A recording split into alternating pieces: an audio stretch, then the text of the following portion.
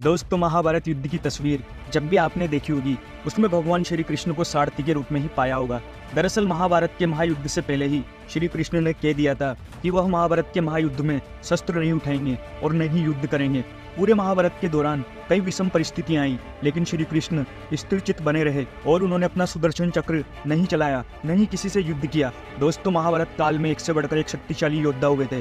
कर्ण, भीष्म, द्रोण जैसे योद्धा तो अकेले ही पूरी पांडव सेना को हराने की ताकत रखते थे, लेकिन अधर्म का साथ देने के कारण इन सब की मृत्यु हो गई। लेकिन फिर ऐसा हुआ कि कर्ण, भीष्म के साथ साथ जो मरे हुए योद्धा थे उनको पांडवों से आकर मिलना पड़ा। ये कथा मूल महाभारत के आश्रमवासी पर्व की है और महाभारत के युद्ध के 16 वर्ष बाद की है, जब गांधारी, कुंती, धृतराष्ट्र संन्यास लेकर वन में रहने लगे। महाभारत का महायुद्ध 18 दिनों तक चला। इस युद्ध में 17वें दिन कौरवों के सेनापति कर्ण को वीर गति प्राप्त हुई। जब अर्जुन ने निहत्थे कर्ण पर दिव्यास्त्र का प्रयोग कर दिया, तब अर्जुन के दिव्यास्त्र से कर्ण की मृत्यु हो गई। लेकिन ये पूरा सत्य नहीं है, इसलिए आज हम बात करेंगे कि महाभारत के 16 वर्ष बाद कर्ण की आत्मा क्यों पांडवों से मिलने आई। आप देख रहे हैं अपना नॉलेज टीवी, तो चलिए अब करते हैं ज्ञान की बात। वीडियो में आगे बढ़ने से पहले हमारे चैनल को सब्सक्राइब अवश्य करें और बेल आइकन जरूर दबाएं। साथ ही कमेंट बॉक्स में हरे कृष्ण अवश्य लिखें। दोस्तों, कर्ण दानवीर था, लेकिन जीवन भर भाग्य ने उनके साथ कंजूसी दिखाई। जन्म के साथ ही माँ का साथ छूट गया। माँ ने बदनामी के डर से कर्ण को जन्म देने के साथ ही बक्से में बंद करके गंगा में प्रवाहित कर दिया। इससे कर्ण को अपनी वास्तविकता का ज्ञान नहीं हो पाया और यह उसके लिए मृत्यु का कारण बन गया। गुरु परशुराम जी ने कर्ण को श्राप दे दिया कि तुम मेरी दी हुई शिक्षा उस समय भूल जाओगे जब तुम्हें इसकी सबसे ज्यादा जरूरत होगी। श्राप की वजह यही थी कि कर्ण ने क्षत्रियों के समान साहस का परिचय दिया था, जिससे गुरु परशुराम क्रोधित हो गए, क्योंकि उन्होंने क्षत्रियों को ज्ञान न देने की प्रतिज्ञा ली हुई थी। और सत्य भी यही था कि कर्ण एक क्षत्रिय थे और वास्तविकता का बोध न होने की वजह से खुद को सूत का पुत्र बताया था। दोस्तों, कर्ण की मृत्यु अर्जुन के हाथों होने की एक बड़ी वजह यह थी कि कर्ण दुर्योधन का साथ दे रहे थे, जो अधर्म कर रहा था। अधर्म का साथ देने की वजह से कर्ण वीर गति को प्राप्त हुए। दोस्तों, जब पांडव कुंती से मिलने जाते हैं तब वहां महर्षि वेदव्यास मुनियों के साथ आ जाते हैं। पांडव और महर्षि वेदव्यास के साथ कुंती, गांधारी, सुभद्रा, धृतराष्ट्र दिव्य कथाओं की चर्चा करने लगते हैं। तभी महर्षि वेदव्यास धृतराष्ट्र से कहते हैं, महाराज, आपके हृदय में जो कहने की इच्छा हो शीघ्र ही कह डालो। मैं सब कुछ जानता हूँ। आप निरंतर अपने मरे हुए पुत्रों के शोक में जलते रहते हैं। गांधारी, कुंती और द्रौपदी के हृदय में जो दुख हमेशा बना रहता है वो भी मुझे पता है।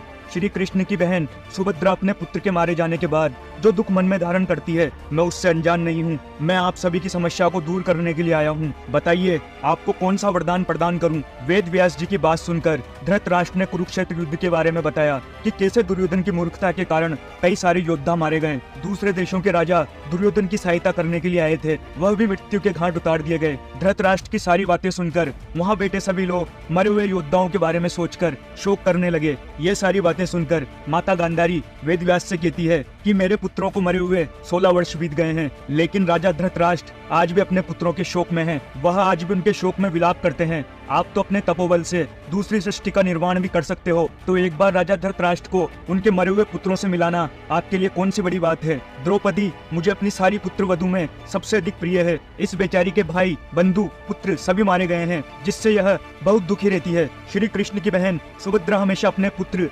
अभिमन्यु के वध से दुखी रहती है। जब गांधारी ने यह कहा, तब कुंती ने अपने महातेजस्वी पुत्र कर्ण को याद किया। तब महर्षि वेदव्यास ने कुंती को देखा तो उन्होंने उनसे पूछा कि देवी, आपके शोक में डूबी हो, कुछ कहने की इच्छा हो तो कहो। तब कुंती ने सिर झुकाकर महर्षि वेदव्यास को प्रणाम किया और लज्जित होकर उन्हें कर्ण के त्याग के बारे में बताया कि कैसे उन्होंने एक नवजात शिशु को गंगा में प्रवाहित कर दिया था और उसे नियति के भरोसे छोड़ दिया था। उसके लौटने के बाद भी उसे अपना पुत्र स्वीकार नहीं कर सकी और सूत पुत्र होने के कारण उसे सबका अपमान सहना पड़ा। सबकी बातों को सुनकर मुनिवर वेदव्यास ने कहा, आज सारा संसार मेरे तपोबल को देख ले। हे गांधारी, आज रात को तुम अपने पुत्रों, भाइयों, उनके मित्रों को देखोगी। कुंती कर्ण को, सुभद्रा अभिमन्यु को और द्रौपदी अपने 5 पुत्रों को देखेगी। महर्षि वेदव्यास के इस वचन को सुनकर सभी बहुत खुश हुए। जब रात होने को आई तब मुनिवर वेदव्यास जी के बताए अनुसार नदी के किनारे सभी लोग आ गए, जिसके बाद वेदव्यास जी ने जल में प्रवेश करके गौरव और पांडव पक्ष के मरे हुए योद्धाओं का आह्वान किया। इसके बाद भीष्म, द्रोण, सारे राजा अपनी सेना के साथ वहां प्रकट हो गए।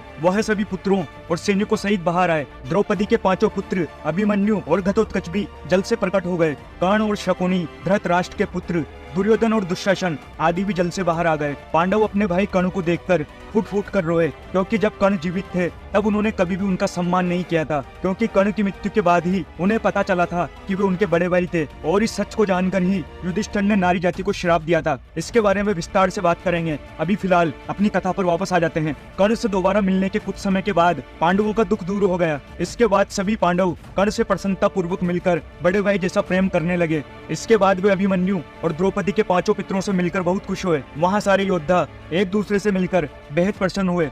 इस प्रकार मुनि वेदव्यास जी की कृपा से सभी अपने क्रोध को भूलकर शत्रुभाव को छोड़कर हर्ष मनाने लगे। ऐसा लग रहा था जैसे उनके बीच कोई दुश्मनी ना हो। कौरव और पांडव अपनी दुश्मनी भूलकर गुरु वंश के 2 भुजाओं की तरह प्रतीत होने लगे। वेदव्यास जी के तपोबल की शक्ति देखकर सभी बहुत प्रसन्न हुए कि उन्हें ऐसे लोगों से मिलने का मौका दोबारा मिला जिन्हें उन्होंने युद्ध की वजह से खो दिया था। इस तरह सारे मारे गए योद्धा एक रात अपने महल में रहने के बाद सुबह वहां से चले गए। लेकिन उनके जाने के बाद सबको लगने लगा कि कुरुक्षेत्र के युद्ध ने उनकी सारी खुशियों को छीन लिया है। क्या आप महाभारत के इस रहस्य को जानते थे कि कैसे ये सभी उनके परिजन से मिलने दोबारा आए थे? हमें नीचे कमेंट बॉक्स में लिखकर जरूर बताएं। अब बात करते हैं उस समय की जब कर्ण की मृत्यु हुई और युधिष्ठिर ने संपूर्ण नारी जाति को श्राप दे डाला था। आखिर क्या था वो श्राप और क्यों दिया था? कुरुक्षेत्र के युद्ध के 17वें दिन कर्ण और अर्जुन में एक भयंकर युद्ध हो रहा था। युद्ध के दौरान जब कर्ण के रथ का पहिया भूमि में धंस गया तो कर्ण ने अर्जुन से कहा कि हे अर्जुन, तुम 2 घड़ी प्रतीक्षा करो जिससे मैं इस फंसे हुए पहियों को निकाल सकूं। मेरे रथ के पहियों को फंसा हुआ देखकर तुम छल मत करना।